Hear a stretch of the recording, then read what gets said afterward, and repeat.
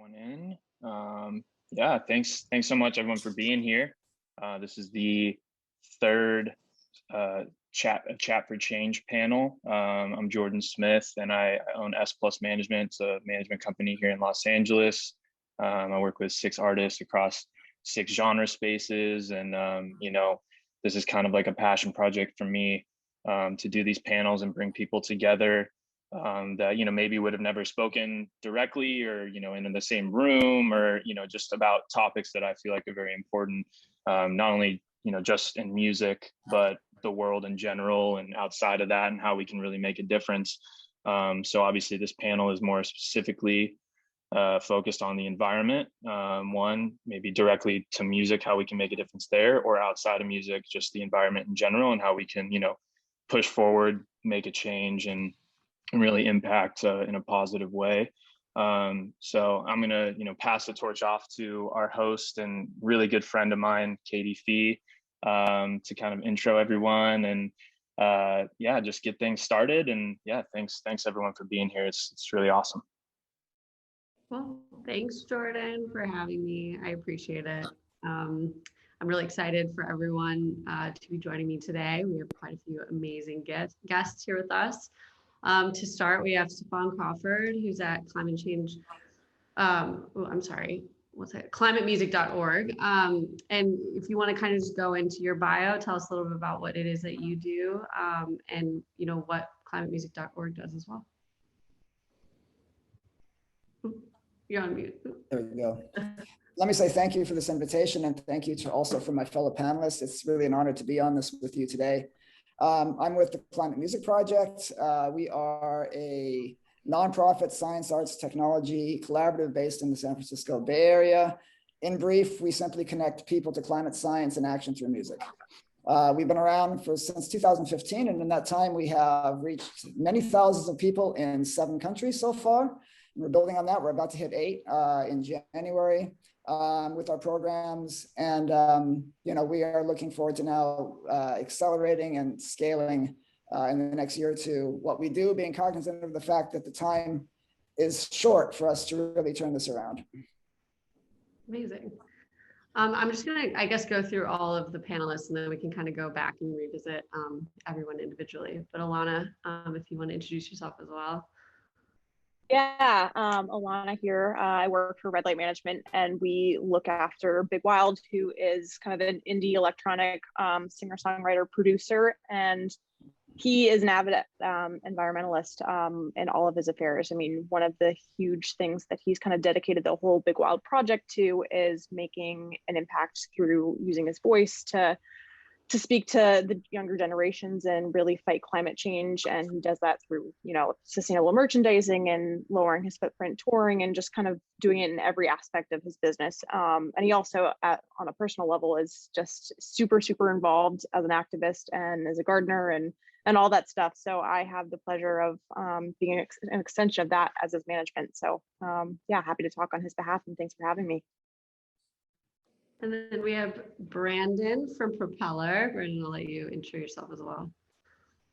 Hi, everyone. I'm Brandon Deroche. I'm founder of Propeller. Propeller is essentially a digital marketing platform that works at the intersection of social impact and culture. We really focus on fan engagement. Music is our primary vertical of how we do what we do, not our sole vertical, but our goal really is to inspire activism, help build movements for change. So we build these different campaigns that incentivize fans to take action on climate, as well as a range of other issues and causes. We've been around for about 5 years and have just under 1 million members now on our site, and about 5 million actions that we've generated over the years as well. But yeah, happy to be here. Amazing. Tanner from REVERB, if you want to go ahead. Thanks so much for having me. My name is Tanner Watt. I'm the Director of Partnership at REVERB.org. We're a 501c3 nonprofit that works in the space of live music. We were founded in 2003 by Adam Gardner from the band Guster and his wife, who's an environmental activist, Lauren Sullivan. And what we do is we develop and execute strategies backstage on tours and also through front of house to reduce any impacts we can, climate and environmental impacts, waste impacts, and also collect data so that we can better understand the actual impacts of live music events, both tours and festivals and sometimes venue programs. And we also activate and carry with us these things we call eco or action villages, where front of house, we incentivize fans to get connected to local and national and sometimes global nonprofit climate efforts. We work with artists from Jack Johnson, Grateful Dead, Dave Matthews Band, to more modern and younger facing pop artists like Billie Eilish and Shawn Mendes, Tame Impala, the 1975. Bunch of great artists who are doing a bunch of great different things to tackle their impact on the climate. And as you said, use that microphone to encourage their fans and the industry at large to take steps in the right direction. Amazing, thank you. And then last but not least, Ricky Kej, if you'd like to intro yourself. Hello everyone, namaste. So I'm Ricky. I'm a musician. I'm a composer, and for the last few years, the only kind of music that I make is about the environment, sustainability, and social impact around those areas. So in doing this, I've performed now in more than 35 countries, and including 3 times now at the United Nations headquarters in Geneva and at New York. And I've realized that, after doing music for the environment and, and advocating for the environment and advocating for climate action, especially in a country like India, which is so complicated and is still a developing nation, I've realized that you cannot take the environment completely in isolation because other societal problems like poverty, hunger, basically all these sustainable development goals of the United Nations are quite interconnected, and one has to have a holistic approach towards solving problems, especially in the world that I'm living in. So that's why I dabble in a whole lot of areas of social impact, but the end goal is always the environment and climate action. And basically, in doing this, I'm also an ambassador with various organizations. So like I'm a celebrity supporter with UNICEF. I'm the global ambassador of land for the United Nations Convention to Combat Desertification.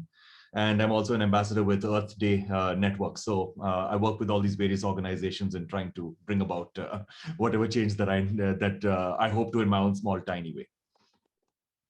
Amazing. Thank you all again for joining us. I do kind of want to just go individually through, all the, initiatives that you guys are doing on either your company or on your own behalf. And Ricky, I'll start with you. One thing that I thought was really awesome that you had done was the firsthand experience and the trips that you had done to Andhra Pradesh about the zero budget natural farming and just the experience with that. And, I know that the technique, doesn't use pesticides, chemicals, no GMOs, and 100% natural. And it actually inspired one of your songs. So if you want to kind of go through that and just like what that experience was like, and that'd be great. Yeah, so the zero budget natural farming movement in India, especially in Andhra Pradesh, it's in other regions too, but it's especially in Andhra Pradesh, is quite amazing. So currently there are about 700,000 farmers who are practicing the zero budget natural farming technique. And the plan is to scale it up to 6.5 million farmers by 2030. So, so this has been adopted a lot by the, what we would call the indigenous population of Andhra Pradesh, that is the tribal farmers. So the idea, as you mentioned, was that, zero pesticides, zero chemicals, zero fertilizer, and zero GMO. So it's the most natural way of farming. And so I wanted to witness this firsthand. So that's why I traveled to Andhra Pradesh, which is not very far away from where I live. And I spent a lot of time with these tribal farmers in the remotest areas of India, which some of these areas don't have electricity, they don't have sanitation. So it's sort of like, in the middle of nowhere. And I saw that a lot of these farmers, a lot of these tribal farmers are musicians, and they've got these songs that have been passed down from generation to generation, like over 2,000 years. And a lot of these songs are about nature. It's about, living in coexistence with our environment, and and living in coexistence with all species and all entities of this planet, whether living or non-living. So not only living in peace with all humans, but all living beings, and going a step further and coexisting with the land we walk on, with the air we breathe, with the water we drink. So that's why. So I collaborated with them, made a song, and it's called the One with Earth song, which was quite successful in shining a light to this particular technique, and it's now being adopted in various parts of the world. Amazing. I love that. It's great to hear as well. You know, and on top of that, you know, on top of all the many efforts that you do in the space, you had visited and shown a new wildlife documentary called The Wild Carnata. Oh, sorry if I'm pronouncing it wrong. Carnatata. But you had discussed the topic of this documentary with an audience of 11 to 14-year-olds. Curious, just like what, you know, what that conversation was like with such a younger generation, and you know, how do you think that the conversation is going over with, you know, the younger people, 11, 14-year-olds in our world today? So even though I was doing a lot of, my primary purpose in my life has always been the environment and music, and and I've been doing a lot of music on the environment. But after I won the Grammy Award in 2015, that is when I decided to dedicate my life solely to this one purpose and not make music for commercial purposes, but only make music to further my beliefs and to further what I feel strongly about. So that limited my options for doing film, because I loved making music for film, but I had to find the right films to make music for. So this particular film that you mentioned, Wild Karnataka, it is a film which was by Sir David Attenborough. So he provided the narration, and and it was produced by a Bristol-based production house. And I was invited to do the music. So it was, of course, a huge opportunity for me to work with Sir David Attenborough, because, he's my hero, and pretty much every conservationist anywhere in the world has been inspired by him in some way to get into this field. So he's a very inspiring person. So the whole idea behind this film is what I believe is that, there was a Senegalese philosopher, Baba Diom, who once said that, at the end of the day, we as humans, we will only protect things that we love. And that's a fact, that's how we are as a species. We only protect things that we love. We don't care about people on the other side of the world. We don't care about, we care about only animals who are our pet animals or animals who give to us or whatever. So at the end of the day, we only protect things that we love. We only love things that we understand, and we only understand things that we are taught. So I believe that, that we need to make it our mission to make everyone fall in love with the natural world. And hopefully through that love, we'll find it within ourselves to protect, to conserve, and to sustain. So that's what this film was all about, to get everybody, especially in India, but everybody around the world, to fall in love with the natural world in India, because India has got so many species. In fact, the place which you mentioned, Karnataka, which this film is based on, had the number of endemic species within this area, which are not present anywhere else in the world, rivals only the Amazon. So that's the number of species, and they're largely undocumented. So it was a huge honor for me to make this film on multiple levels. And then when it comes to children, I'll just quickly mention that, with my interactions with children, on pretty much an everyday basis, I believe that children are born with all the qualities of empathy, of compassion, with environmental consciousness. But unfortunately, with the kind of education system that we have today, we are sort of systematically erasing that. But when you talk to a child, they have all these qualities. But the problem is that we are slowly erasing it from them as they grow older and older. So I believe that we need to figure out an education system, and we need to figure out how to retain these qualities within our children so that they grow up and we have like a really great society. So that's my 2 thoughts about it. Amazing. And then, I'm more so just curious, when did this, evolve for you? Has this been since you were, this passion and this activism, was this at a young age, or was there a turning point that maybe had, the light turned on for you? So it's been at a very young age. So even though I've grown up and most of my life has been in India, the first 8 years of my life was in America. I grew up I was born in North Carolina, and I grew up over there till I was 8 years old. I'm sure you can all, make that out with my thick Southern accent.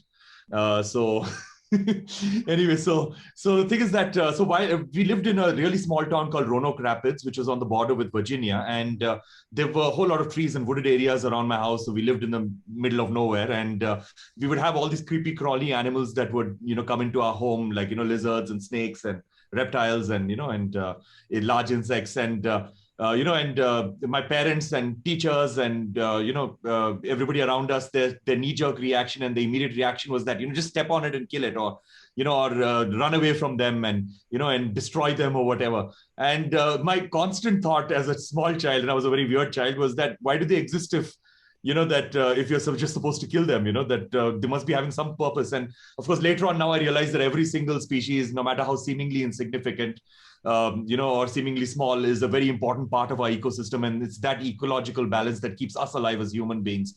So these are the thoughts that would go on in my mind. And even before I knew the word environmentalist, I've always been one. So this is something that has always been with me. And it was a natural extension of me that music, my other passion, and this basically got combined with each other and became one entity. Amazing. Cool. I mean, that's a great segue for me, Ricky, because then I'm going to jump to Stephan, who's at ClimateMusic. Similarly to what Ricky's saying, the passion between, or the activism from environmentalism and tying that in with music. Can you talk a little bit, about, you guys did a virtual series called Play for the Planet back in April. Tell us more about that campaign and what seemed to be the main, I know within the campaign, you guys encouraged artists to call out their favorite environmental nonprofits and, things like that. What would you say the main focus was in that? And what did it seem like people really cared about out of the artists that you had involved? Yeah, let me just also just clarify that the Play for the Planet series is actually not our core climate music. The climate music that we create is very science oriented. It's actually guided by specific science and in coordination with the science team. So typically to create climate music, it would be a composer and then a small team of scientists. And each piece of climate music typically will deal with a specific aspect of climate change: human drivers, the physical science, sea level rise, climate change and biodiversity, etc. And that's a long process. It's a very involved process. Not necessarily long. It's a very involved process. The Play for the Planet series is more of a lighthearted, it's sort of recognition of the fact that there are so many musicians out there who are really aching to be able to use their talent and platform to be able to speak out on this issue. And so what we decided to do is just pose a simple question, which was, what do you want the future to sound like? And then ask composers and musicians to give us just a musical response, a short musical response to that question. And in doing so, also call out their favorite environmental organization. And we've run that now. We've run one live version of that for the Global Climate Action Summit back in 2018 in San Francisco. And then we've done 2 versions online during the pandemic. And it's been, I think, really gratifying. We've been finding a lot of musicians who are just really happy to be able to participate. And then also we found actually at least one composer who's then worked with us on a piece of climate music as well. Amazing. And then also, to kind of jump back to what you're saying about, how you guys tie in scientists and world-class musicians to create music that, encourages an experience of climate change, or at least encourages that narrative. Last year you guys had done that back in Earth Day last year, the Icarus in Flight with the composer Richard Festinger with the National Academy of Sciences. Could you go in a little bit more about that and just kind of explain to us? Yeah, we were very honored by the National Academy to select us as their partner for the celebration of the 50th anniversary of Earth Day. That was really an honor for us. The piece itself is let me also say that climate music comes in different genres. So currently, it could be pop, hip hop, jazz, spoken word, etc. And in this case, Icarus in Flight is a piece of chamber music. And it explores 3 human drivers of the climate crisis over 200 years. From 1880 to 2080. And one of the interesting things about climate music is that our scientists have the ability to leverage powerful models that can help us understand what some future possibilities are, pathways. And so in these pieces of climate music, we typically always contrast possible future pathways. And so this piece, Icarus in Flight, really looks at human population growth, fossil fuel use, and land use change over those 200 years. And the music is actually synced to visuals and actually animations. So you can actually see what's happening in real time and then listen to the music. And in doing so, you really get a very visceral sense of what the science is telling us. It's not just looking at charts and graphs. It's not listening to someone passively give a lecture to you, but you're actually feeling the music in you. And that's what makes, I think we would all agree here, that's why music is such a powerful language. And we really do need to leverage it to help people better understand and feel the importance of this issue. Let me just say that I love telling the story because it really gets to the heart of what we're doing. After one of our very first performances in 2015, we always have an audience engagement opportunity after each concert. And so we were at a planetarium in Oakland, Chabot Space and Science Center. And a woman got up after the performance and she said, I was sitting here listening to the music and I was watching the years tick on, and I was thinking to myself, this is how the music sounded when I was born. And then she said, well, this is how the music sounded when my daughter was born. And then she said, well, this is how the music could sound when my granddaughter could be born. And so she said, for the first time, the music took something that had been an abstract idea, sort of far from the concerns of daily life, but kind of out there floating around, and dropped it right into the arc of her family's own history. And so she said for her, that was an incredibly powerful experience that really changed her outlook on the climate crisis. And so that's what we do with this music. In the case of the National Academy of Sciences, that was supposed to have been a live performance. COVID made that actually impossible to do, but we did end up doing an online performance with them. And then we broke that up with the scientist and also the composer who worked on the piece, talking about what the music actually means. Let me also just maybe quickly just say how this works with the science in the music. So for example, in the case of Icarus, there are different techniques we can use, and every piece is a little bit different. But in the case of Icarus, population growth was linked or sort of mapped in the music to the density of sound per unit time. So as the population grows in the data set or the data set changes, the music increasingly sounds more crowded, which also gives it a sense of speeding up. In the case of fossil fuel use, the composer mapped that to pitch. So both going up and down, starting from the center of the register, so that as fossil fuel use increases, the music you start to hear both very high and very low pitches in the music. And then finally, land use change, or how humans are affecting the natural landscape, converting the natural landscape, was linked to unusual playing techniques, which made for kind of unusual sounds that began to really populate the music as the land was transformed from a natural state to human use. And the overall impact is really audible. You can really hear each of these elements play out and how they interact. And then also towards the end of the piece, looking into the future, the composer would toggle back and forth between two possible future scenarios. One scenario in which we aggressively now start to act on the climate crisis and address it, and one scenario in which we essentially do nothing. And that back and forth, flopping back and forth, really produces a tension in the music, which is also very powerful. Amazing. And curious, and this may be an obvious answer, but how long does a process like this take? You know, really honing in on those details that you're mentioning. Well, that's a good question. I mean, up to now, I'll tell you what it has taken. And then that's a different answer to what it should take. It has taken typically about a year for each piece. And right now we have 3 portfolio compositions that we're currently performing.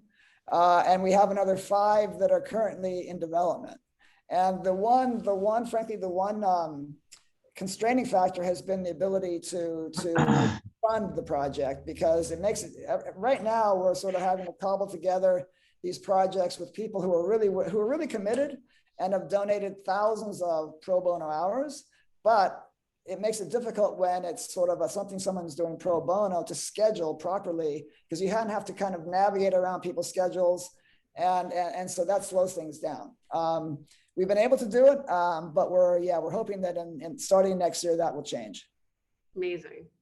And you know, I gotta ask, you know, did you notice a difference of response based of doing things like, you know, virtually versus doing them in person? Do you think there is an element to the in-person that resonates stronger with people, would you say? Yeah, I think there are pluses and minuses. Yes, I mean, I should say that really our reason for being is to facilitate action, to inspire and facilitate action. So the music is really just a convening vehicle to get people together, to sort of experience this thing together, and then to ask questions about what they experienced and hopefully have new insights sparked.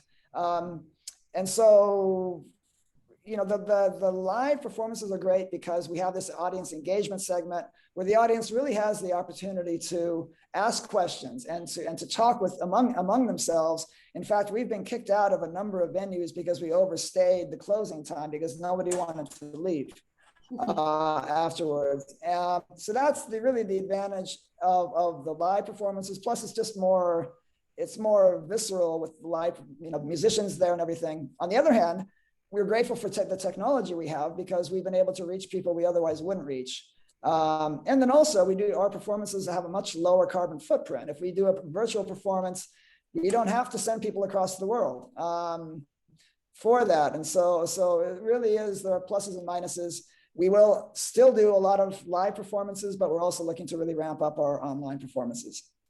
For sure. I think there's a few things we could be grateful for out of this crazy last few years. And it's the fact that virtual experiences are now way more prominent and actually are competitive in the, compared to live spaces. To your point, reaching out to all new audiences that you may have not have been reached out to before. But, just to segue out, into Tanner at Reverb, obviously we're talking about live experiences, visceral reactions to live music. This is a great segue into kind of what you do, is, lessening that carbon footprint on probably one of the biggest impacts on, in the regards to the music industry on the environment, and that's touring. Can you talk a little bit about, you're doing a tour with, or you did the 2020 tour with Billie Eilish, where you were doing your eco villages, which I'm happy for you to touch on. No plastic straws, bringing water bottles, recycling bins, donations of unused toiletries to shelters, all that good stuff. How, for someone who tours so much like Billie Eilish, how do you think that has, what had that impact had on, the millennials and the younger audiences? How do you think that was reciprocated on tour through all those, initiatives that you were doing? There's a lot of different pieces that you touched on, and they're all really exciting. I mean, the thing that stands out with artists like Billie is, fans at that age and with stars of that level and that type of a relationship, her fans would probably do anything that she wanted them to. They are absolutely diehard. A lot of the young fans that we work with are that way. And it's wonderful to see artists that are genuinely excited and genuinely care about these issues. It's interesting with young fans. While at the same time, it's very easy to get them excited about something that the artist that they love is excited about. This newer, younger generation of fans is incredibly different from my generation in that they can smell bullshit from a mile away. And when it's something organic that's coming from an artist that an artist actually truly cares about, it makes an amazing connection with the fans, and the fans feel closer to the artist because they're on the same team. They're working towards the same ends, towards the same goal. We work with a lot of artists at a lot of different levels. I would definitely say that Billie and her whole team are absolutely dedicated. It's not just the touring. We work with her on everything from album production to photo shoot writers to packaging. I mean, it really is everything. And it's also, it's a changing target, right? It's not, sustainability is not a goal. Like it's never going to be a thing. It's constantly changing, and realizing that as new information is brought to us, that we need to change the approach that we're taking. And I think that young artists like Billie are doing it in a very graceful way, and also using this amazing platform and a platform that has like really hard to fathom reach. When you're in the 50, 60, 70 million followers on social media platforms, it's amazing what a simple nudge in the right direction can do. For sure. And what would you say the most challenging aspect of such, and this is just using Billie as an example, but what would you say is the most challenging aspect of cutting back on the environmental impact of touring or photo shoot riders or whatever it may be that you touch base on? What would be the most challenging to you, do you think? All of it is tricky, right? There's always the guy at every show that wants to tell you that, well, if you really wanted to save the planet and you wanted to reduce the impact, then don't go on tour. That is an argument to be made. My response to that is usually, well, if you didn't go out and buy a ticket to come to this show, we wouldn't be here. So it gets down to the idea of what's the value of art, and the positive value of art and the experience of live music. And so we realize that artists aren't going to stop creating, and we realize that as much as it's important to embrace the virtual world, and as Stephan was saying, that working in the internet space is a great way to reach people. but it's still just not the same. I mean, I feel like we all probably experienced that over the last, 15, 16 months. Like I developed a very close relationship with lots of Netflix characters, but it was not nearly the real world interaction that we hope for. But that said, I think that, you look at all aspects of a show, any show, and usually the biggest piece of the carbon puzzle, at least, is fan travel. It's something that folks haven't wanted to look at in the past. Even artists that we've worked with, 5-6 years ago, we talk about carbon impact of a tour, and it was band travel, buses, trucks, flights, hotels, venue energy, that sort of thing. Now we're really looking at a bigger picture, and every time fan travel is a huge piece of it.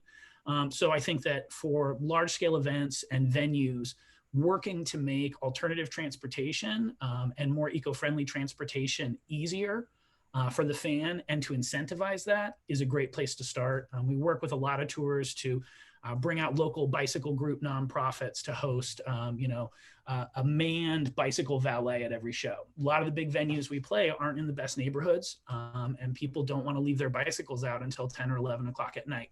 Bringing out a bike valet gives them a place where they can safely keep the bike. It makes it easier for them. It makes it funner for them and gives them that security. So really working with venues and local communities to make the infrastructure available and easy to encourage alternative transportation. And then also working with the venues, the festivals, and the artists to address the fact that these people are coming to see your show. And that carbon is your responsibility. Similar to the way that many communities are starting to look at manufacturers and charging manufacturers for recycling and waste rather than putting that on the consumer. We look at the music industry as we need to look at our fan travel and the impact of our fans as part of what we do. So I think that that's a really good move in the right direction, and lots of artists are doing that. The Lumineers we worked with on their last tour, the last tour basically that we were on before everything shut down.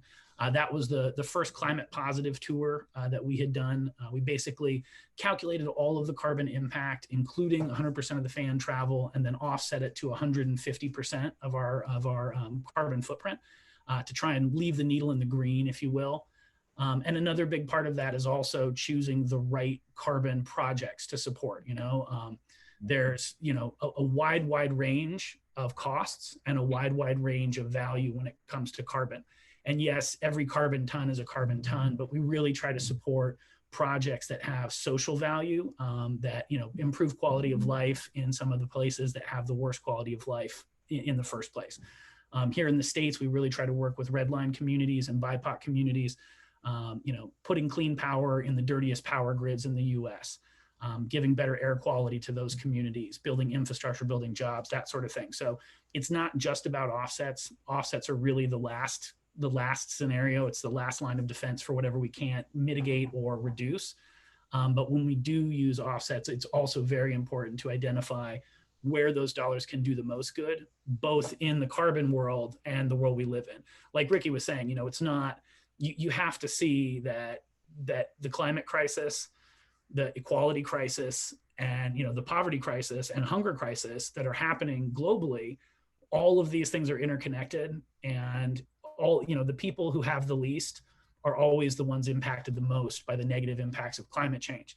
And so it's very important for us, while we're doing our work to try and reduce the impact, to recognize that and to make sure that we're helping that area as much as we can, and not just helping that area, but lifting up those voices and making sure that we are, diverting funding, diverting time, and using our artist platforms to help get the word out about some of these amazing, women-led, Black-led, Native American-led or Indigenous people-led environmental efforts that oftentimes get overshadowed.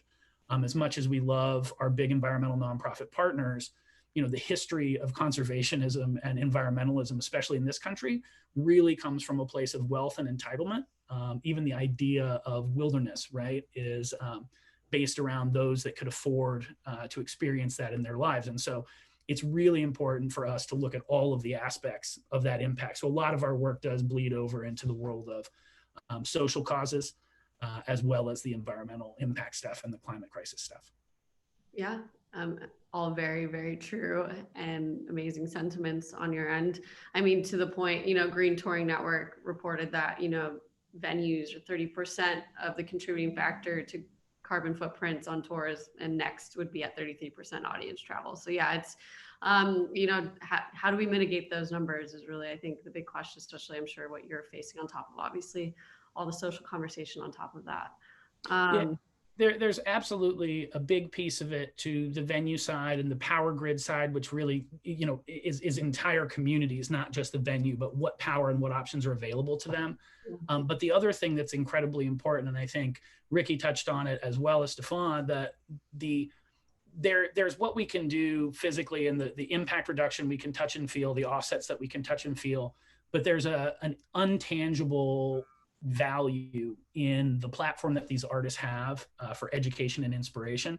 So to me, I feel like, yes, there are definitely steps that we need to continue to take in our industry to reduce our impact, but we can do even more, exponentially more, by using this, you know, pun intended, microphone that we've created to send the right messages and start, you know, getting the fans to do little things in their lives to get us in the right direction. You know, if kids will wear a funny hat because their favorite artist did, maybe kids will use a reusable water bottle or ride their bike to school or take alternative transportation. There really is power in that inspiration and education. Absolutely. You guys are giving me the greatest segues, because I'm going to throw it over to Brandon from Propeller here, because you do take, you know, a lot of, you know, the action. Your company really focuses on taking action, and, you know, more importantly, you had done for Earth Day and for that month, and I believe it's still continuing on, the Climate Action Now campaign, where you are working with, you know, people from the National to Lil Dicky to Bob Moses to A-Track. You know, it's kind of all over the board. You know, can you tell us a little bit more about that campaign? What kind of action are you seeing taken the most? You know, demographically, is there any one leaning more towards another? You know, can you talk a little bit about the stats that are involved with that? Just kind of what you're seeing in that campaign. We're seeing a range of things. So we really try and set up these campaigns that they can start with as simple actions that can be as, you know, as easy as signing a petition. So we work with a lot of different environmental organizations focused on climate, like NRDC is a big partner of ours for the whole campaign that we're running. We work with Sierra Club and Greenpeace and Union of Concerned Scientists and a number of organizations. And again, it's anything from these very simple actions like signing petitions, all the way through taking a 5-week course to learn how to reduce your carbon footprint. We see fans that do things that they might take one action and that's all we get them to do. And then we see fans that do literally everything across the site that they could do that's available to them. So our focus is really primarily for this campaign so far anyways been on the US. So just in terms of demographics, it's like 90% people in the United States currently participating. And the average age, well, the range of age in the campaign, average age is between 18 and 35. And most of them are between 18 and 24 years old. And it's, as far as any other demographics, I mean, it's really pretty split, male and female, but it's reaching people of all different audiences, because the way we reach those people is through partnering with artists and festivals. And so we're really tapping into those fans. So whoever we're partnered with, the audiences typically look like the fans of those people. Totally. Yeah, and can you go a little bit more about the partnerships that you do with these festivals? I know you've done stuff with Deep Tropics, you do stuff with Bonnaroo pretty regularly, and I believe that's actually how you and Alanna were linked up on the Big Wild partnership through Bonnaroo, I believe. Correct me if I'm wrong, please. But yeah, can you go a little bit more about that and just kind of like the festival space, the conversation around that? Yeah, so with our initiatives that we do, we have both an online aspect to it as well as an on-site aspect.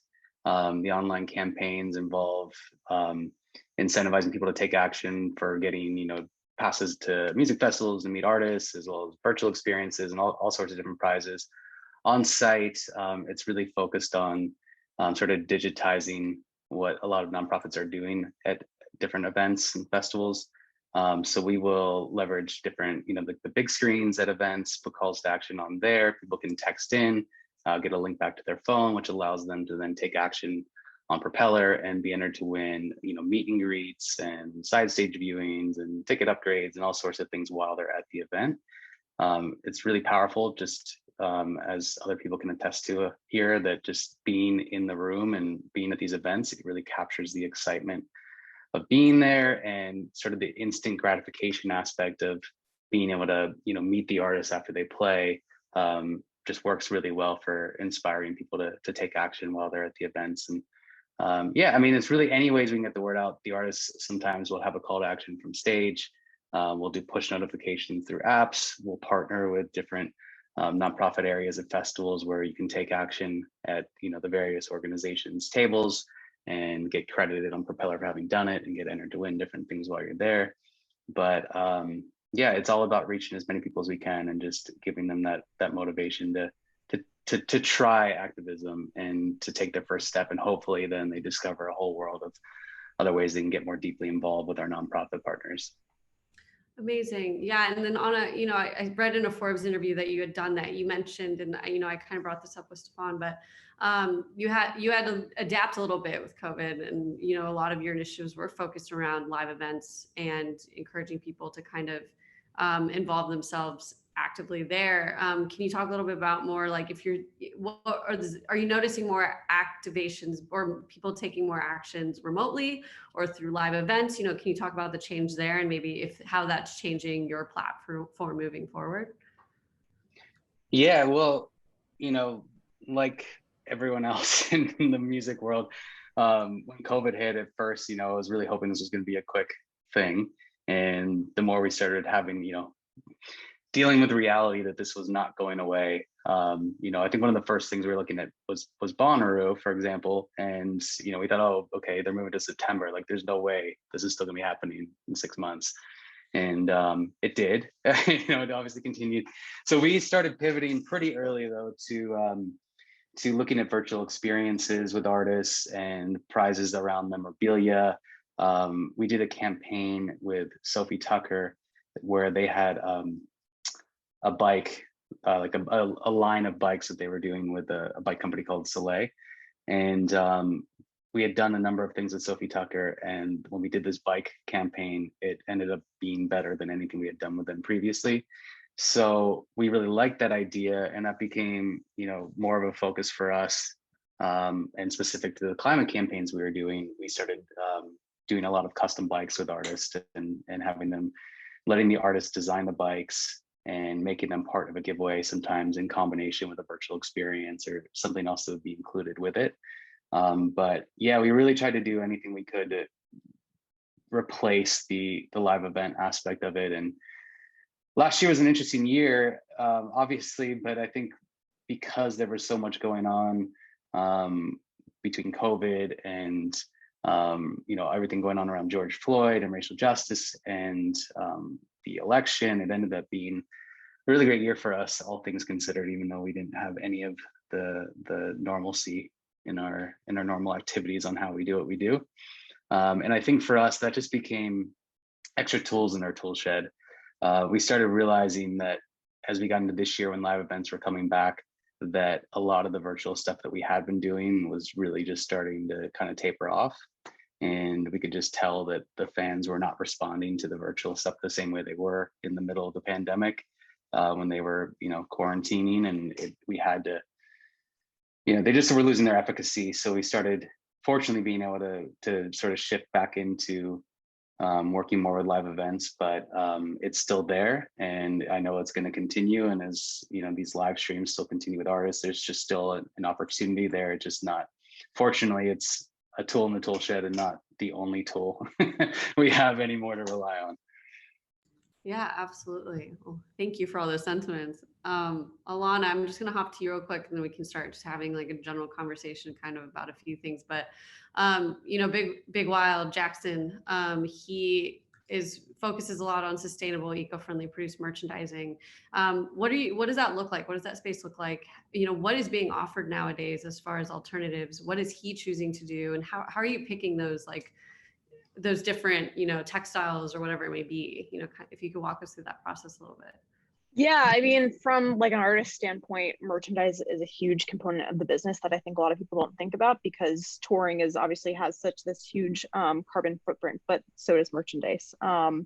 And for Jackson, it was really a question of like, either he wanted to do it in a 100% or as, you know, sustainable way as possible, or not do it at all. And he would forego those sales because it's just something that he feels that passionately about. I mean, from everything from the production of the merchandise itself, to packaging, to the carbon emissions and footprint from shipping and all that goes into it. But, you know, it's really been a learning process for me. And I think that I just owe everything to Jackson for instilling his passion for environmentalism on myself, because over the past 5 years, we've gone from, you know, a really limited offering of organic and kind of sustainable eco-friendly blanks, which is kind of the norm for artists, to just go to a wholesale vendor and use their kind of pre-cut styles. And we started out only using 100% organic cotton and hemp-based products, and then pivoted to really making our own merch. So now we're doing cut and sew. We're in the process of developing a line of merch from scratch for him that's using Supima cotton, which is a lot better for like in terms of the harvesting processes as well. We're using domestic partners so that we're not shipping things, you know, all across the world, and water-based inks. And it's really just been every element, and we've been super, super involved, which has been a really cool thing. And we've also been focused on being very conservative with our numbers and not mass producing, because that's a huge thing for artists across other clients that I work with as well. Is, you know, it's hard to predict how much demand there's going to be, and oftentimes you're left over with a bunch of merchandise that just sits there and takes a while to sell. And I think that there's just this ethos of intentionality that he has, where he wants to make something that's really high quality, that's done right, and that the fan is going to value and wear many, many times, and not just wear once and kind of just put it back into their closet, because I think ultimately that's an intangible qualifier.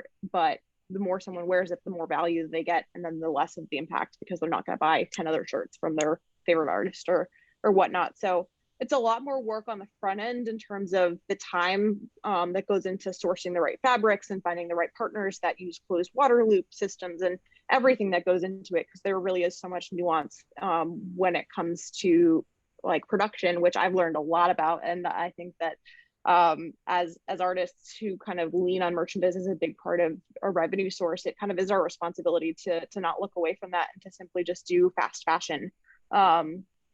So I think that for him, he's really setting the tone for his peers, which is really cool. And it also extends to vinyl production. You know, we not recently, I guess COVID's kind of all put this all in time vacuum, but the last physical product he put out was a deluxe version of his album Super Dream, which we did basically on 100% recycled materials. So we did recycled vinyl, and then we also used 100% recycled cardboard for the mailers. We used water-based or soy-based inks for the print of the artwork, and we decided to forego shrink wrap, which is like a common thing for vinyl packaging, is to wrap the vinyl in plastic. And then we also used like eco-friendly stickers and just every little element, which Jackson was the driving force behind all of that. I think that our label partner to put this out was Ninja Tune and Counter Records, and we've been really fortunate because they have been huge advocates for climate advocacy and just doing things as sustainably as possible, which I don't think, you know, many of their peers kind of as a label do. So we really had a partner that would help us guide through the process. And it was a hard process, and you know, it's not always the most economic in terms of the cost of goods is usually higher because it takes more effort to do things in a more sustainable way. But at the end of the day, our impact was reduced immensely, and it's something that we just tried to like practice in every aspect of the business for Big Wild, which has been really cool to see. And I hope that, you know, I can practice that with other artists that I work with, and then it has this ripple effect with, you know, artists beyond that, and it just becomes more of a norm versus something that you have to go out of your way to do. Yeah, and you know, on that sentiment, I know a lot of times the deferring factor to sustainability for some people is cost, and we brought that up a little bit. Can you attest a little bit to that, and just like, you know, is it in the grand scheme, are you seeing a big difference in the cost of doing a regular good versus a sustainable good that you guys are doing? Can you talk a little bit about that? Yeah, I mean, it definitely is something that like there is a difference for sure. I mean, that's why fast fashion is the default, I think, because it's a cheaper, faster way to do things.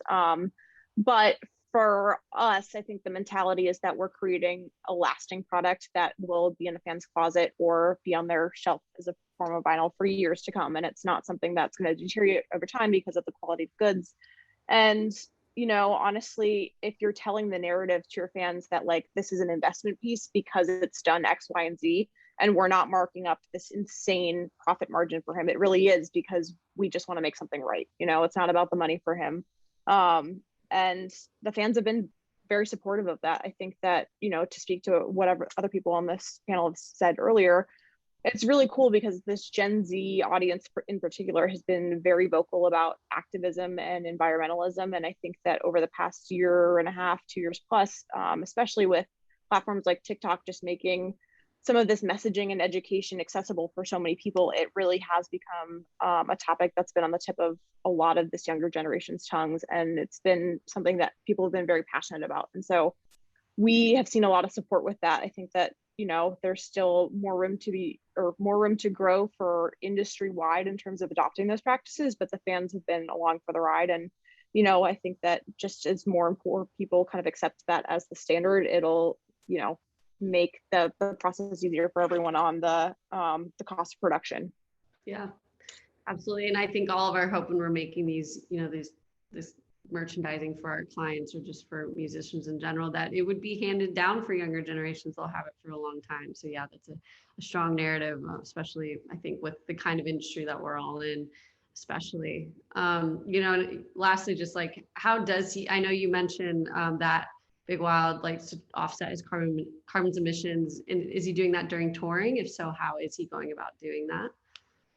Yeah, you know, I think that it's kind of like everyone said earlier, it's an imperfect science, right? And I think that we do have to kind of concede to the fact that touring does have a footprint, but we are doing everything that we can to offset emissions. And, you know, one actual like topic within climate change and environmentalism that Jackson is very, very passionate about, which I've educated myself as a result and I'm very thankful for that, is regenerative agriculture.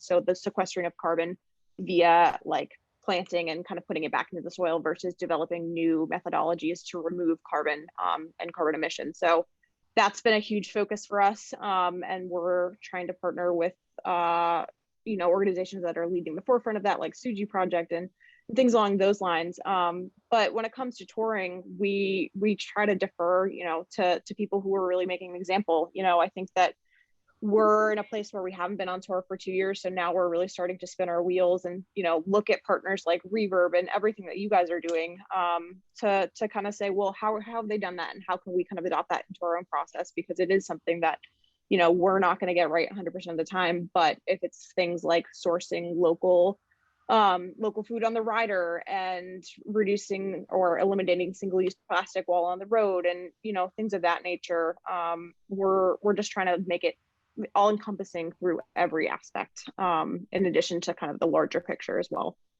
Absolutely. Yeah. And so that kind of perfectly segues me into, you know, my next question. I think this kind of can be thrown out to anyone, or just my next topic is, there is really no non-material way of listening to music nowadays. I mean, in 2018, there were around 4 million LP sales in just the UK alone.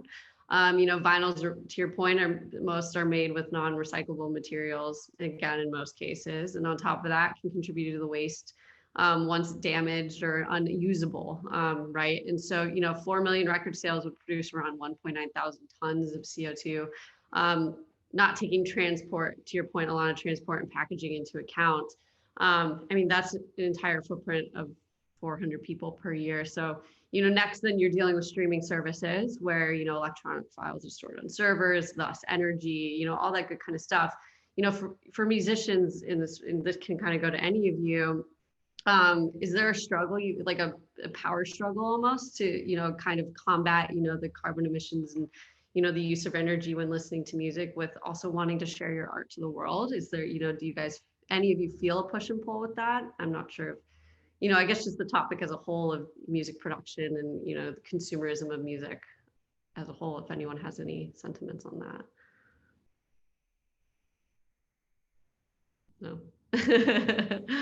Yeah, I can speak to that.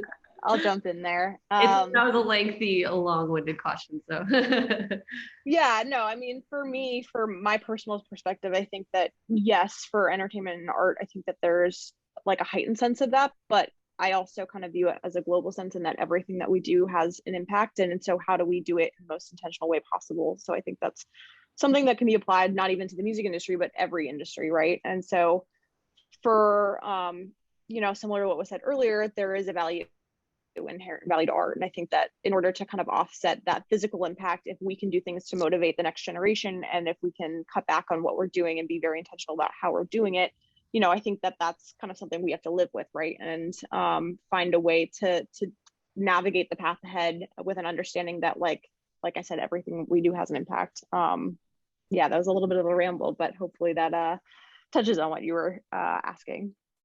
Yeah, absolutely. And I think also, you know, Ricky kind of brought up earlier, he makes music, you know, that encourages, you know, that talks on the topic of environment. So I think it's, you know, how you choose to focus your attention with your music is for sure going to be the driving force behind this kind of what seems to be a paradox in a way. But yeah, and then, you know, on top of that, you know, just, or sorry, Ricky, I saw you unmuted yourself. You wanted to. Yeah. No, what I wanted to add on to that answer is that at the end of the day, you know, the way that the systems are built around us, it's pretty much impossible to lead a carbon, you know, neutral lifestyle just by, you know, without any mitigating effects. And you know, and I mean that not only for musicians but for any walk of life, any person, it's pretty much impossible to lead a carbon negative or a carbon neutral lifestyle. So what we have to do is that, as of now, is that we just have to figure out how to reduce our carbon footprint as much as possible, and, you know, and mitigate the carbon footprint that we do generate. So the few things that I do are that, of course, you know, that I do not subscribe to fast fashion. So personally, you know, because I think it's important for musicians to even walk the talk, you know, and sort of inspire their following. So what I do is, like, if you look at my Instagram, you'll find this shirt on maybe about 20 or 30 pictures, you know. And you know, and on stage, I just have one set of clothes that I wear on stage. So it's pretty much like a uniform that I wear, and when it tears, I make another set. So at any given point of time, I only have 11 sets of clothes, and that's all that I use. And even while touring and all of that stuff, touring, of course, has a huge carbon footprint, and it really saddens me. But, you know, at the end of the day, I'm going to continue expressing myself. So that's sort of like an indulgence that I will not probably give up. But at the same time, you know, I've got this company in India called Smarter Dharma, which what they do is that they audit our carbon footprint every quarter, including, I mean, everything, including my studio usage, my ground transportation, air travel, everything. And then we come to a conclusion as to how do we, you know, reduce our carbon footprint for the next quarter. And number one, and number two is that, you know, how do we mitigate, you know, by carbon credits and by, you know, by tree plantation drives, and also by, you know, investing in renewable energy.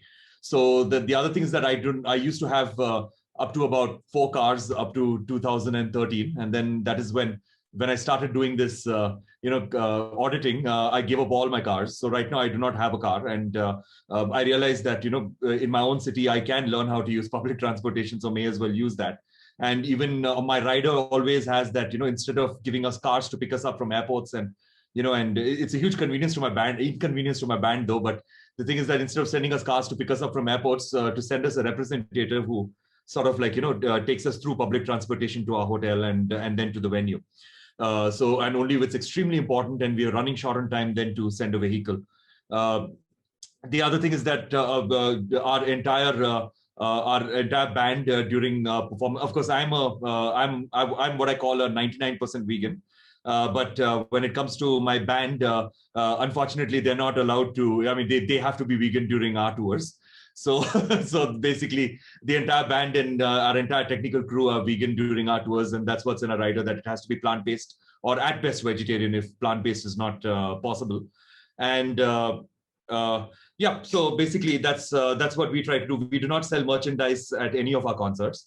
So that is something, because I believe that, you know, even though a lot of materials are recyclable, the issue is that the United Nations has in fact said that 91% of all recyclable materials are not recycled.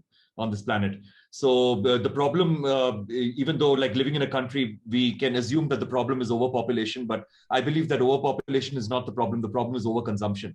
So what I believe is that, that we should, I try my best to ensure that, that my followers and my fans do not consume too much, because I feel that the need for the hours to just consume less of everything, whether it's environmental friendly or not, just consume less of everything. And that's what we try to do. Yeah, and a lot of these recyclable, quote unquote, recyclable materials, even though they may be recyclable, aren't being recycled properly, even if they are, which is also another issue. And I think actually bleeds into a lot of the live event space.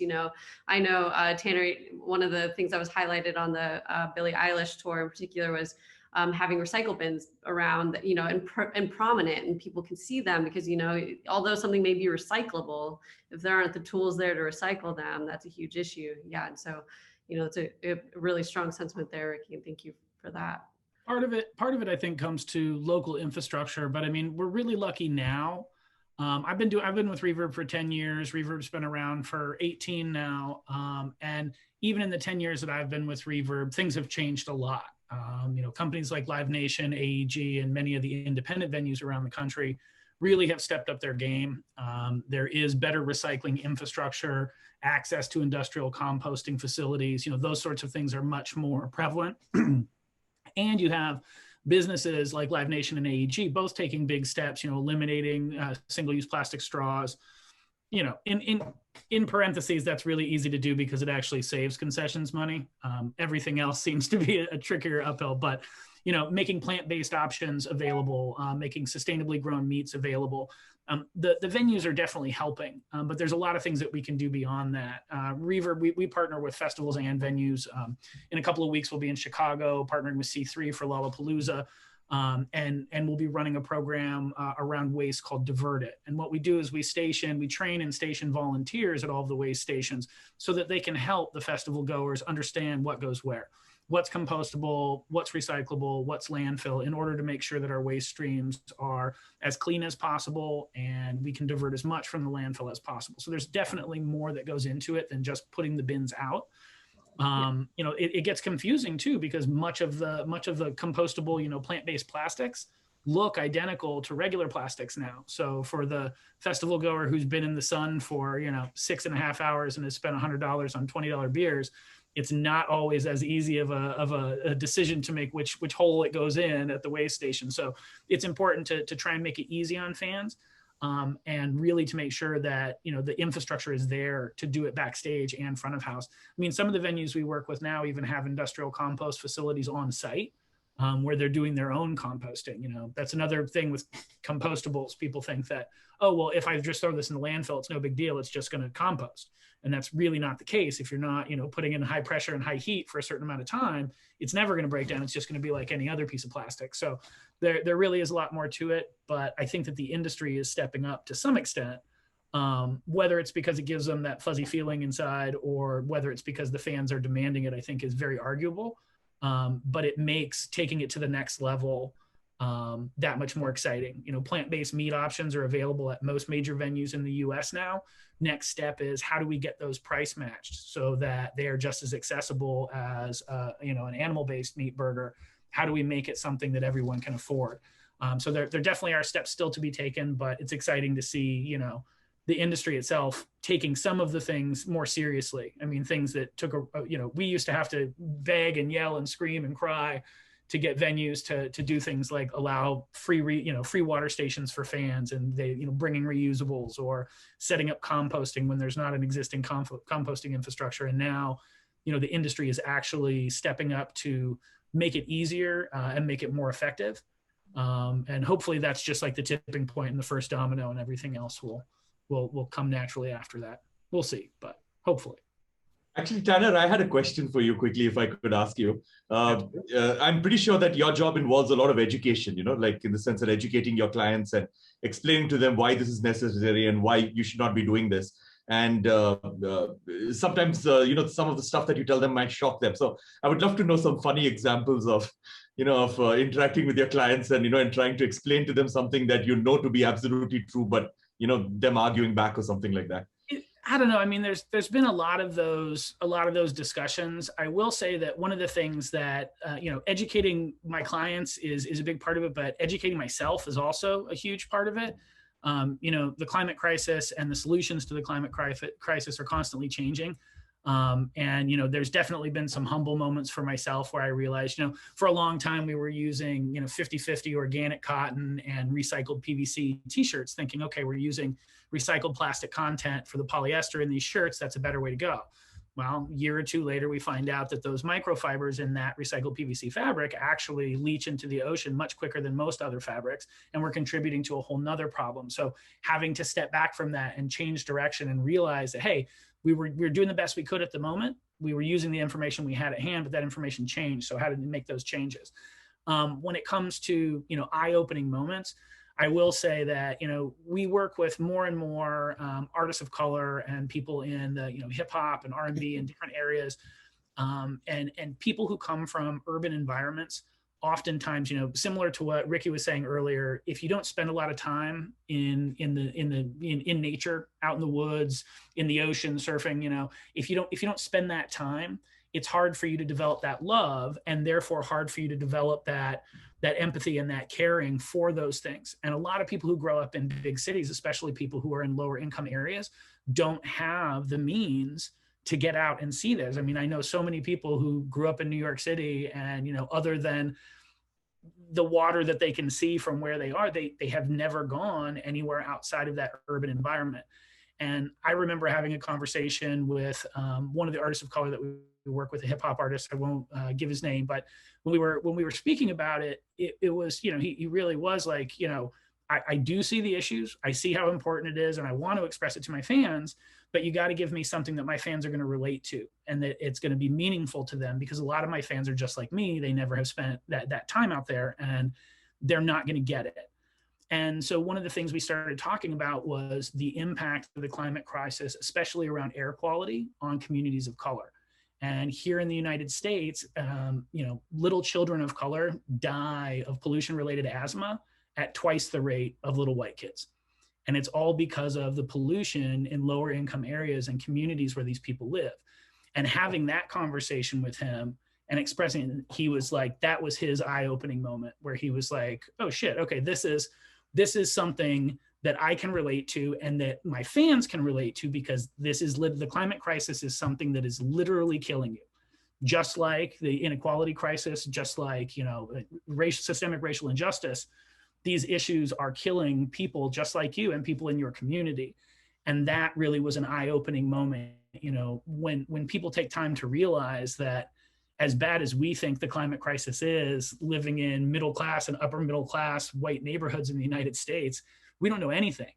We can drink our tap water. We can go outside and breathe our air. I mean, to find out that kids that look like my kids but live in a different community are dying at twice the rate of something that's completely avoidable is really, an eye-opening thing, and something that we're, as an organization, REVERB's really working to try and include environmental justice as a big piece of the education and the impact work we do. And also something we're trying to educate our artist clients on, because it's easy for a surfer to want to care about the ocean because that's where they live and that's what matters to them. But getting a kid who's never left the city to care about forests, or a kid who's never had clean water to care about keeping water clean, that's a totally different discussion, and a discussion that rightfully, there's reasons that issue hasn't been taken up by those communities at the same level as other communities. It's also hard when you're dealing with issues like systemic racial injustice that are so immediate and so impactful and so negatively impactful on communities. It's hard to worry about something like air quality in 30 years when I think that I might get pulled over for a busted taillight and a police officer might kill me. That's, there really are these hard discussions, and trying to have that make all of the circles overlap or the dots connect, and realize that the same communities who are facing all of these other horrible issues are also the ones who are taking the brunt of the climate crisis, and finding a way to energize and engage those people to take action, and also to do it in a positive way, can be really tricky, right? We're all working at shows, so people don't pay money to go to a concert to get bummed out. Nobody wants to go to a show or a festival and leave upset. And we try to we try to take we don't take like the Sarah McLachlan three-legged dog approach.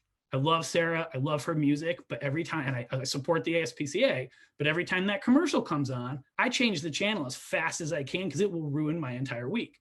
So we have to find ways to engage music fans where we're illustrating a crisis and a negative issue, and then illustrating a positive solution that they can be a part of in a way that still feels uplifting and hopeful and leaves them psyched that they came to see us and not totally bummed out that they now are aware of this issue that they weren't thinking of before. So it's a tricky dance, but it definitely can be done, and it can be done in lots of creative ways. And to me, I think that when you get that, like Ricky was saying, you get that eye-opening experience from somebody who's not usually engaged around that issue, that's when you really feel like you're doing something successful. I can get high fives at a Grateful Dead show or a Fish show all day long from people who have their reusable water bottles and people who are already taking steps in their lives, but it's preaching to the choir, right? It's an echo chamber. When I'm at, when we're working at a country festival, I mean, we do Route 91 or did until the tragedy, but, engaging a country fan who thinks that climate crisis is a Chinese conspiracy that's designed to take his money, and doing it through the lens of, we're working with our partners at Solar Ready Vets. It's a US government Department of Energy program that takes combat vets and teaches them how to be solar installers as a way to, get out of the military and get a good career going with a good future path. And you've got this guy who, put sunscreen on his belly in the shape of the American flag so it would burn in. And he's telling me that it's bullshit. And then my friend in full combat fatigues comes up to him with his medals on, and either his head's going to explode or he's going to have a real conversation and learn something, because, all of a sudden we've shifted the lens of the conversation. Don't take it from me. Take it from this person that you look up to and that you idolize and that you believe is an American hero and a patriot. Let him tell you how good clean energy is for the country and for the economy and for his life. And then all of a sudden, they feel welcomed into the conversation.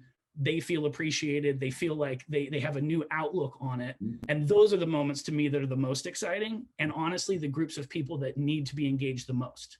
Like the people who already know it's a problem and who are already taking steps for it, awesome. But the people who are constantly denying it and doing nothing, those are really the people we need to get in front of. And it's the biggest challenge, but also the most valuable impact. Yeah. Can I just jump in there?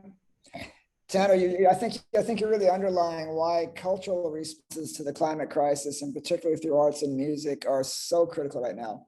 We work with scientists from Cornell to Caltech to UC Berkeley, and they all tell us now it's no longer about the science. It's no longer about the tools. It's about how we choose the choices we make now, and humans, we'd like to think that we're rational, but we actually, I think, are really connected to our emotional selves. And we tend to, I think, respond to things emotionally more so even than rationally. And I think it's through the arts that we can tap into that, that center in ourselves and really help people win new insights that would otherwise be very difficult just through a lecture or through an article or something like that. Yeah, and Stephan, I would love to just, Tanner had mentioned, I would love to get your insights on this. Tanner had mentioned, the narrative, the Sarah McLachlan comparison, where, you're trying to navigate this conversation so that it comes out being, a positive feeling. How do you guys navigate that feeling with your guys' project and your guys' initiative? How are you navigating it so it's not bumming anyone out, but it's actually encouraging them? No, we're really cognizant of that. And it's sort of good news, bad news. The bad news is that it's urgent, but the good news is that it's only urgent because we can still do something about it. If we couldn't do anything about it, it would no longer be urgent. And I think that's exactly why we like to have our pieces forward-looking, and then also have the opportunity to really compare and contrast possible pathways into the future. And that, I think, really helps people understand that there is a choice to make here and that we can make it. We have the tools, we have the knowledge. It's really now about finding a way to come together at an unprecedented scale and turn things in and change the way that we react to each other and also to the natural world. Yeah, absolutely. Someone actually Andrew Kwan had a question. This is actually my next question. It's for the panel in general. What are your thoughts on cryptocurrency and NFT in relation to the environmental impacts it's currently having? Obviously, it's a new and emerging platform. It had this big moment and it had this big bubble, and it's continually moving. The carbon footprint on NFTs are rather high. In order to produce the NFTs, there's a lot of carbon emissions. Does anyone have any thoughts on those? I've worked personally with NFTs. I work, in the management space with artists that have done that as well. So I can chime in, but want to, get your guys' feedback on that if anyone has it.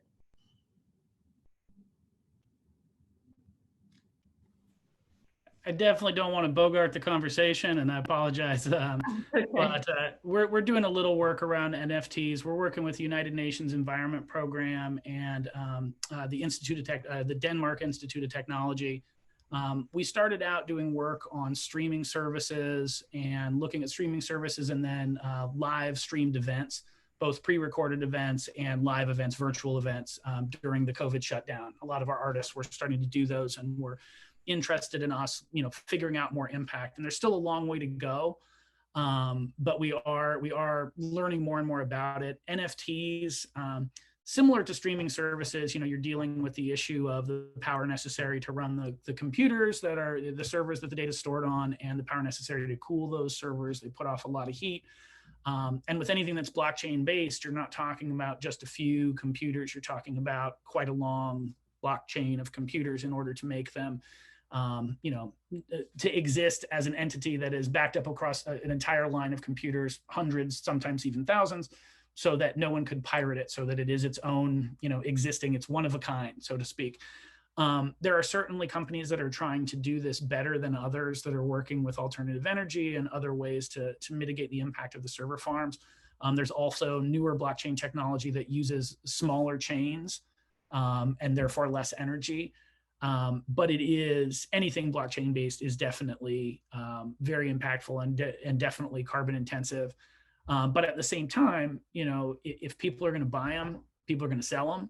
So it's not like we can tell an artist to ignore an entirely new income stream within their space. So it's about understanding what the impact is, doing it as low impact as we can. And then I think the other piece of it is, the people creating the NFTs need to recognize the impact and use something of the funds that's generated through the sale of the NFTs to mitigate or offset that in a way that's truly meaningful. That's a huge thing. If a jalapeno pepper that looks like Homer Simpson sells for $600,000, I'm pretty sure that there's money there to go to a good, real, measurable, valuable carbon fighting program, or a regenerative agriculture program, or something else to make up for the impact. But yeah, they are super impactful. Some are better than others, but it's a real thing, and it's here. And once it's here, it may go out of style, but for now, pretty much everyone is looking at doing them. So it's just about trying to really understand what that impact is, so that we can, reduce what we can and offset what we can't. Yeah, and to your point of it's still kind of early, and I think the bubble didn't really start expanding until earlier this year. We don't really have the numbers just yet to really understand what that impact is. It is compared to like an international flight, or whatever the stats may be, but it is really hard to tell what that that footprint is. And I know, the clients that I've worked on NFTs with, they do, you're making, some of these artists are making millions, there is budget there, and there's a percentage that I know my clients are donating to, these, mining regulation, or just like minimizing mining on these things. So yeah, I think it's too soon to really tell, but to your point, it's here, and the bubble hasn't burst totally just yet. So until that happens, it's, until the time has been done, there's been enough time for us to understand these things and understand, how much carbon emissions are being put off. Because, prior to this year, there weren't really that much being mined, so it would be really hard to tell. So I'm curious to see where things move. It's hard to say right now to whoever asked that question, I think, but there's definitely organizations, to your point, out there that are trying to offset some of these things, and hopefully we can find better, just like anything else, find a good alternative to kind of fix these issues in the future, for sure. And it been brought up in the beginning, or it had been brought up quite a few times through this, the difference, you know, I want to kind of shift into events itself between doing virtual or hybrid. Obviously, a good way to offset some of these touring, you know, carbon emissions and these footprints from touring, is doing these virtual events. You know, how to, you know, but it cuts out a lot of the printing materials for sure, merch items and stuff that you have to do in person. How do you guys feel about virtual events? Do you hope that they continue, or at least hope that there's maybe a hybrid, you know, like the Grateful Dead, that they stream their concerts, also allow for people to go to the shows? You know, what are your guys' thoughts on this, and do you hope it continues?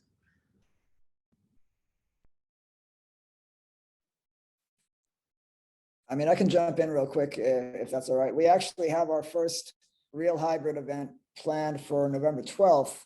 And so we think it'll be very promising. The concert will be actually a bicontinental concert with live performances in Vienna, Austria, and San Francisco, and then merged into one unified concert and then streamed to a global audience.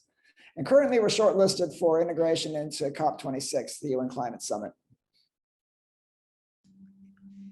So again, just to say, I hope that'll be an effective way to reach more people than we otherwise could have, and then also have the advantage of having live audiences as well. For sure. So when it comes to virtual concerts, obviously, you know, it's got the advantages, as you said, you know, the world is your playground, and you can collaborate with people from around the world, because collaborating with somebody, like if you're sitting down in India, collaborating with somebody from New York is the same thing as collaborating with somebody who's living like 3 streets, you know, down from my home. But you know, the obvious disadvantage is that I believe that audience engagement is very, very poor, because when the whole pandemic started and I decided that I needed to do a couple of these online concerts, I did 3 of them. I did one for UNICEF, another one for the WHO, and the third one for a media house in India called the Times of India, which is the top media house in India. And all 3 of them saw viewership of double-digit millions. I think each of them saw like about between 20 to 25 million viewers, the concerts. But the issue is this, that, you know, when one goes into the actual analytics, the average engagement time for each viewer is never more than about 6 or 8 minutes. And, you know, and that's, and then I checked with YouTube and I checked with Facebook, and they also told me the same thing, that, you know, that the best engagement that they've ever gotten for one of these online concerts, which go for over an hour, is about 10 minutes, you know, the average engagement. So then how do you actually create your online concerts? You know, do you make it top heavy where, you know, in the beginning you put in all your best songs or whatever, or do you spread it towards the end, or how do you do it, or do you sprinkle it in between? So that's what I did, a bunch of these online concerts till about, I think, November or December. But then later on, I was advised by these social media and these tech companies that it's best to just go back to short form content, you know, well-produced short form content that is music videos and things like that, because that's here to stay, you know. And the online concert thing, it's difficult to call it a concert because the engagement levels are so short. So I think the hybrid concerts are better because you have an audience over there, and you are actually, you know, you're actually performing to an audience and not to the lens of a camera. So you're doing that. And at the same time, if people want to watch bits and pieces of it, they can watch it at home, you know, but it's not the main engagement that you're actually creating. Yeah, and to your point, I worked in the digital space, hosting and running a lot of these live stream events. And to your point, a lot of my clients, there's a disconnect, especially when you were just doing it virtually, that, you know, Stephan, I'm sure you understand this with what you do as well. There's that visceral reaction kind of isn't there, even on the artist end as well. It doesn't feel like the messaging, even what people go to the live show and get that message and be able to talk to your fans, interact with them, understand what music they're liking out of the new music you're making, right? They're kind of like a test audience, these concerts. You kind of get to test your new music on them, old music, see what they're liking. That kind of gets eliminated. So yeah, it's a tough conversation, because I mean, I think it is also a big topic in regards to the new age forms of the internet that have come out of COVID. And also, you know, it reduces that environmental impact, the travel of the attendees and all that stuff. So yeah, it's hard for everyone involved, but, you know, how do you find that balance, for sure? I just want to say that I think that while the mechanics of the hybrid event can be awesome, it's a tricky thing, because the cost of production for live events even if you have 20,000 people instead of 100,000 people, your cost to produce doesn't drop at the same rate. And therefore the ticket rates go through the roof. And dealing with, some of the major pop tours, some of the ticket prices, even the cheapest ticket prices are pretty ridiculously expensive. And to look at hybrid events, therefore pushing ticket prices even higher, the problem you really run into is accessibility. And then all of a sudden you have an audience that doesn't truly represent the audience or the fan base of the artist. It represents the fan base of the artist that can afford to go to those events. And that becomes another issue. And it's a hard one to get around. So that's I think the biggest downside to the hybrid event is finding a way to make it accessible to all people, keeping the ticket prices affordable for all types of fans. I understand the risk of scalpers. I understand why artists, up their ticket costs, but it's also a really difficult thing when a big portion of their fans and their listening base can't afford to go to those shows or experience that artist live. So I think we need to work to make tickets less expensive rather than coming up with solutions that involve, tripling or quadrupling ticket prices. Yeah, I mean, Grateful Dead's a great example of this. Their ticket sales or their ticket prices are so high. And then on top of that, streaming tickets are 60 to 80 bucks a show. And they're doing a show a night for, 2 months. So it's not cost efficient, that's for sure, especially, with these bigger artists that probably have the means to be doing things like this, for sure. Did anyone else have anything to say about that in regards to that? Cool, because we do have a question. Sandra D asked, we heard Ricky's story of when the environment became critical to him as a child. She's interested to hear the backstory about any of the other panelists. Your guys' experience, where did this passion come from, or this interest in environmental action come from?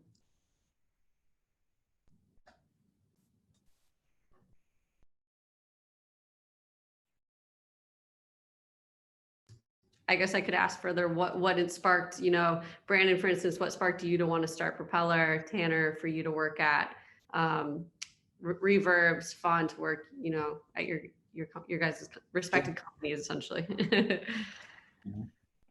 Yeah, I mean, for me, my passion for what I'm doing really started from playing in a band myself. So I joined a band my senior year of high school. I'm 37 now, so this was a long time ago.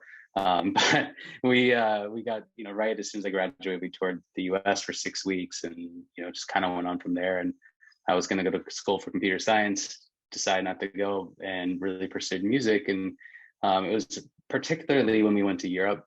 It was when Bush was in office, and I'm from Pennsylvania, small town. Went over to Europe and didn't realize how much a lot of the people in other countries did not respect our government and all that was happening in the States. And it just opened up my eyes and my whole band's eyes while we were over there as a small artist, like still playing sold out shows, and like seeing these people that, I'm 18 years old, and like they wanted to meet us and all this kind of stuff, like what it was like for us as this tiny band, what it would be like for an artist that's, 1,000 times bigger than we are, and the power that's within that for these musicians and what could be done with it. So that really inspired me to pursue this idea of combining activism and music. And I got to the point where I didn't feel that my band was going to become the next U2 or something. So I left, moved to LA, and really started pursuing this idea of working with more established artists and helping them, and really just being a cheerleader, like really trying to get artists to do more. And that was about 2008, and it was pretty early. I feel like for a lot of, like, REVERB was around, and there was Headcount and these other groups that were out there doing this kind of stuff, but it was less common, becoming more common for like every artist to feels like they have a cause now. And I worked at a company where I got to do that. Started going to a lot of festivals and doing a lot of interviews with artists, talking to them about this stuff, and really understanding that there's a lot of commonality between what I believed in the power of music and all these artists that were out there actually playing these big festivals and going on these tours. And so it sent me on a long path, which eventually led to Propeller, and really trying to just sort of find ways to not only raise money, but to just inspire fans to take action for different causes, and ultimately what led to building Propeller.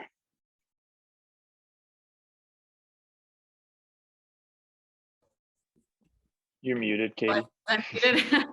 Well, yeah, I mean, we're glad you're around, so thank you. Thank you.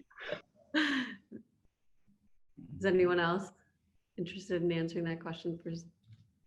Tanner, you want to go next, or?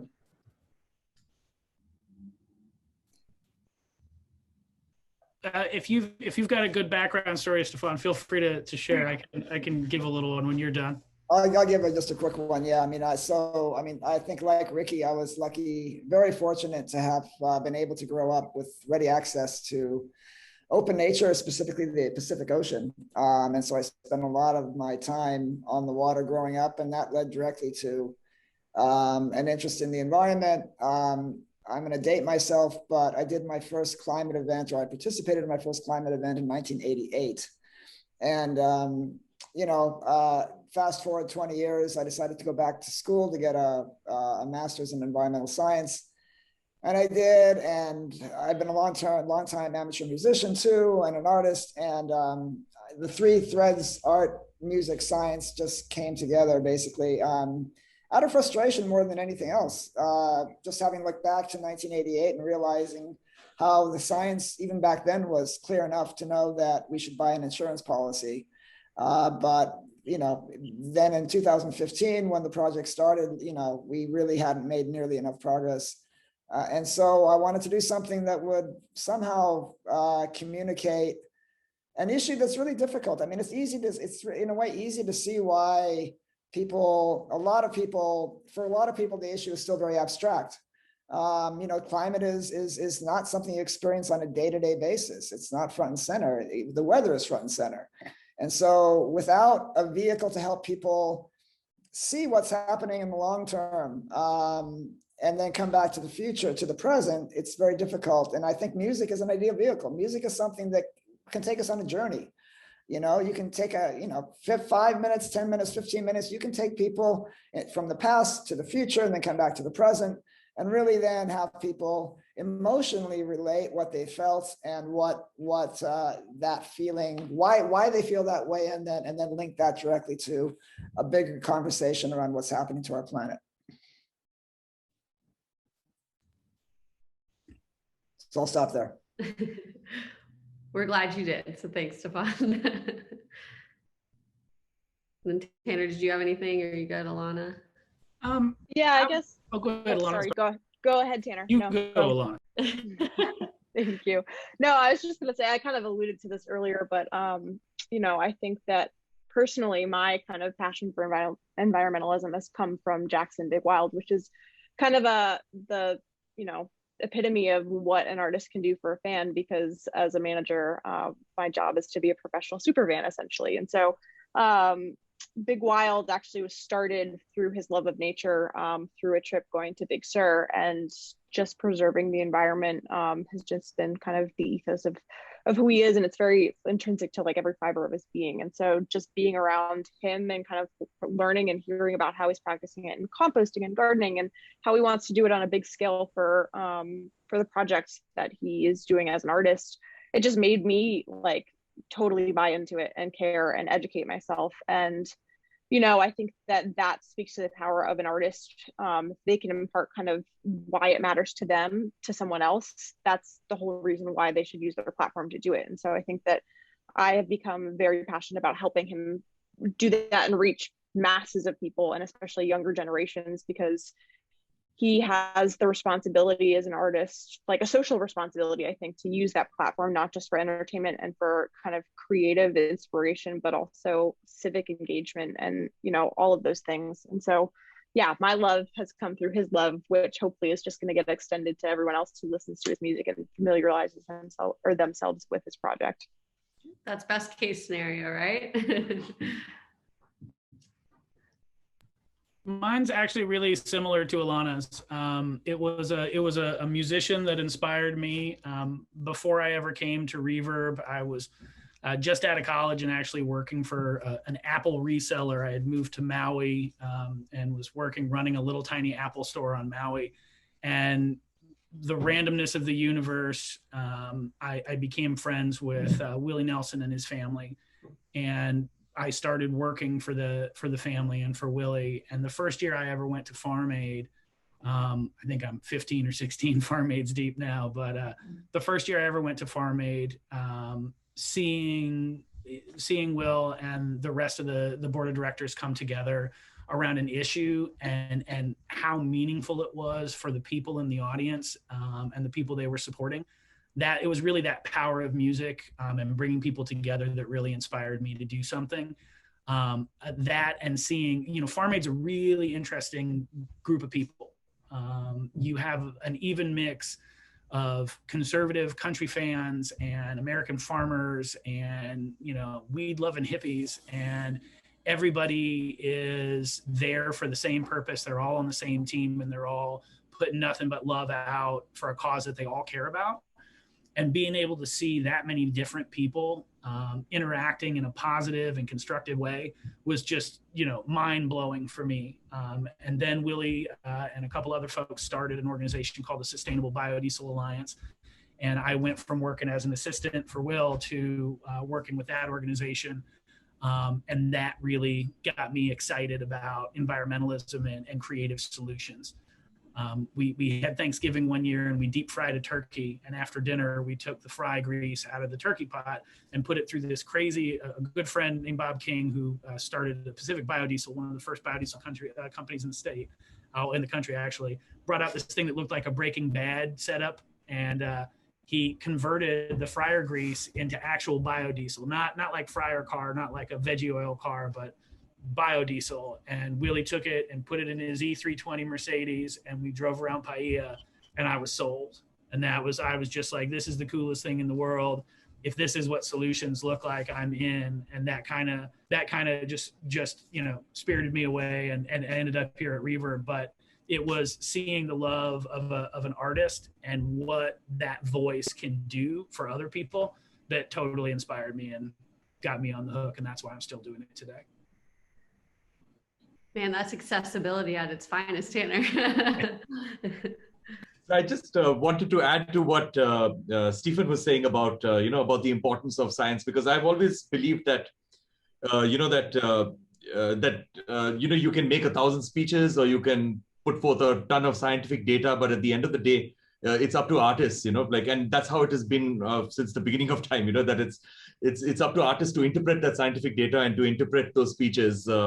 Through the emotional language of the arts, and in this case, music, so that it reaches the hearts and souls of people rather than, just the minds of people. And that becomes really important. And why I do this is basically that, and why I got into this with such amount of enthusiasm, is that I've always believed that, that we are always waiting for somebody else to make a difference as human beings. We're waiting for governments, for politicians, for non-governmental organizations, for intergovernmental organizations to make a difference. When the truth is that the only way we can bring about change is, if we change ourselves, and if we bring about behavioral change and pretty much empower ourselves to believe that, the small incremental changes that we bring about within our own lives, can make a difference. Because that's the problem. We're just not empowering ourselves to believe that, that we are important enough by bringing about these small changes. And that's what I try to do through my concerts, what I call the ground up approach.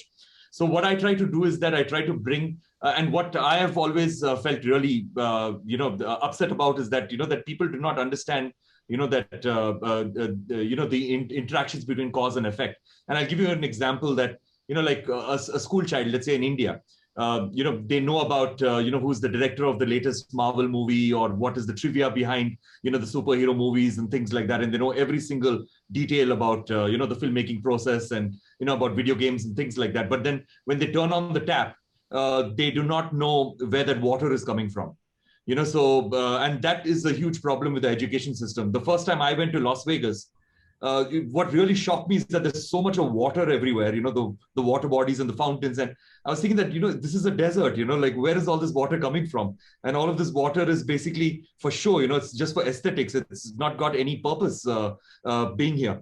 In India, we had this huge news item which happened, and it'll just take me a minute to explain this, but to set context for this. But the thing is that there was this pregnant elephant, a fully grown adult pregnant elephant, and the thing about her is that she had to wander out of the forest for food, and she got into this agricultural land, like this farmland. And the farmers, what they do in India is that, and I'll explain why. What they do is that to keep these large animals away. And India, we're very blessed that, that we still have large mammals walking around, which is very rare in any other country. We still have large mammals walking around. We still have urban forests. We still have thriving forests. So this elephant was walking around looking for food and found this fruit, and the fruit had some explosives in it because the farmer was trying to keep these large animals away from his land. And so this elephant ate this fruit. The fruit exploded in her mouth, and then she did not want to, she did not want to cause any damage to human life. So what she did is that very quietly, while she was dying, she walked about 2 or 3 kilometers away, and she walked into this lake, and she stood in the lake, and she died while she was standing. So it became like this huge, powerful image, which was spread across the world, in fact, of this pregnant elephant completely dead, and she's standing in the water, And so what happened was that the knee-jerk reaction all over the world, and especially in India, was that, kill that farmer, or, or that farmer should be in jail, or hang that farmer does not deserve to live in, all of that stuff. But what we do not realize in the world is that every single one of us in urban cities are at fault for this, because, if the latest iPhone comes out and we don't get the latest model immediately, we're like, why don't they manufacture more of that? We're so inconvenienced. If we don't have electricity for a couple of minutes, we're so inconvenienced, and where is all that coal coming from for the electricity? Where is all that iron ore, manganese, silica, all that stuff coming from for all the electronic gadgets that we want to buy? It's coming in from, digging these forests. And when we dig these forests, we are destroying the habitats of these elephants. And these elephants have no other choice but to move out from the forest and to find food. And they end up destroying farmland and all this stuff. And the poor farmers have to protect their families, they have to protect their livelihoods, and they're doing this. So basically, this strong relationship between cause and effect is what I try to bring about through my music and through my songs and through my concerts, that, that we have to look inwards for every problem rather than blaming people. It's so important for us to do that. Yeah, I think that's a great sentiment to close on. That's a beautiful story. Yeah, and thank you everyone for sharing all of, what is sparking your passion and your love for this topic. I think it's a corny quote, but be the change you want to see. I think it's all starting with us. We are hoping to change and hoping to be positive influences for, generations to come in an industry that needs a lot of help. So, much gratitude to all of you for being a part of this conversation and continuing the narrative outside of this as well. I guess if anyone has any closing thoughts, let us know. Otherwise, we won't hold you up any longer. Yeah, personally, I just wanted to thank everyone for being here. I think this moment, this panel for me is an inspiring moment for me to do more, myself. I think this was so eye-opening, to the little I, know and have passion for through it. Like, this just opened my eyes even deeper, and I hope we could do that for many other people. So I appreciate, all of you taking the time, being here, getting together, and, doing something that is above and beyond our day-to-day lives to try to make change. And, it's great now to know all of you, and I hope we can stay in touch and do some amazing things together. Because, at the end of the day, that's what this is about. We can do all we can individually. And, I think that's a great point that kept being brought up, that, we need to see ourselves as important, that even if we're a small part in it, we can all do it. But then once we come together as well, and we keep doing things on a bigger scale, it just makes even that, more of a difference. So, again, thanks everyone for being here. And Katie, thank you so much for leading the conversation. And, I hope everyone has a great rest of your night. And for Ricky, a great rest of your day, to start to your day. Thanks for being here so early. But yeah, for real, thank you guys. And I hope we can chat soon. Yeah, thank you. Thank you, Jordan. Thank you, Katie. Really appreciate you guys putting this together. Thank you, guys.